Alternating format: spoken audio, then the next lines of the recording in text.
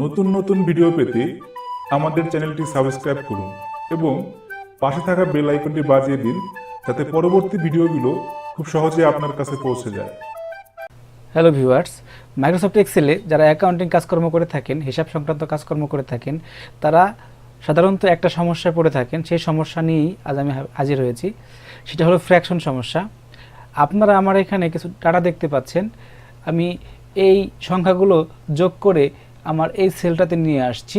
আপনি যদি ম্যানুয়ালি যোগ করেন তাহলে এখানে দেখবেন এখানে 5 4 3 4 4 এবং 4 হলো 8 এবং 5 এবং 3 হলো 8।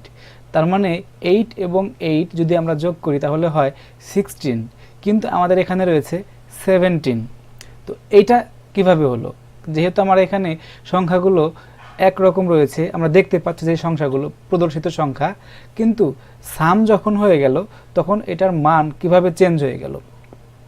নর্মালি যোগ হলে তো এখানে 16 হওয়ার কথা ছিল, কিন্তু 17 কেন হলো? এই সমস্যাটা আমরা অনেকেই পড়ে থাকি, কারণ আমাদের অ্যাকাউন্টিং কাজকর্ম করার সময় এই ধরনের সমস্যা হলে আমাদের পকেট থেকে গচ্ছা যাওয়ার সম্ভাবনা থাকে। তো এই সমস্যা থেকে মুক্তি পাওয়ার জন্য যে উপায়টা রয়েছে সেটা হলো আমাদের এই ফ্র্যাকশনগুলোকে রিমুভ করতে হবে। ফ্র্যাকশন রিমুভ করার জন্য আমাদের যা করতে হবে তা হলো আমাদের প্রত্যেকটা সংখ্যাকে পূর্ণাঙ্গ সংখ্যায় রূপান্তর করতে হবে, ইন্টিজার সংখ্যায় রূপান্তরিত করতে হবে। তো এর জন্য আমরা একটা ফাংশন ইউজ করব, সেটা হলো ইন্টিজার ফাংশন। তো আমি যদি এই সাম অংশে সে ফাংশনটা ইউজ করি তাহলে কিভাবে করব? দেখুন, আমাদের সাধারণত সাম ফাংশনটা হলো এইটুকু জুড়ে।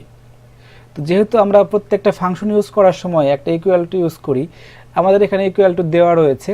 আমি জাস্ট এখানে লিখব int ইন্টিজার। এটা হলো আমাদের ফাংশন। আমি এটাতে ডাবল ক্লিক করে ইনসার্ট করলাম।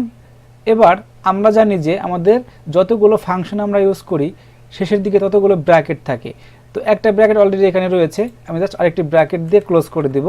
আমি এন্টার প্রেস করার সঙ্গে সঙ্গে দেখুন এখানে 16 হয়ে গেছে। শুধু আপনি আপনার ফাংশন অংশে বা সাম অংশে না, আপনি একটা নির্দিষ্ট লেখাকে আপনি ফ্র্যাকশন রিমুভ করে সেটা আপনি ইনসার্ট করতে পারবেন। দেখুন আমার এখানে মূল সংখ্যাটা হলো 4.50। তো আমি যদি এই 4.50কে এই 50 রিমুভ করতে চাই, শুধু 4 রাখতে চাই, এটাকে পূর্ণাঙ্গ সংখ্যায় রূপান্তরিত করতে চাই, তাহলে জাস্ট এখানে একটা ইকুয়াল টু ইউজ করতে হবে এবং int টাইপ করার পর এই ফাংশনটা ইনসার্ট করে দেখুন ব্র্যাকেট চলে আসলো। আমি এই ব্র্যাকেটটা জাস্ট ক্লোজ করে দিলাম। দেখুন আমার এখানে শুধু 4 চলে আসলো। এখন আর আমার শেষে যে 50 ছিল সেটা কিন্তু নেই। এভাবে আপনি আপনার এক্সেল শিটের ফ্র্যাকশন রিমুভ করে আপনার এই শেষের প্রদর্শিত সংখ্যা, হিডেন সংখ্যা এবং দুটার মধ্যে পার্থক্য বের করে আপনি এই সমস্যা দূর করতে পারবেন। এই ছিল আজকের ভিডিও।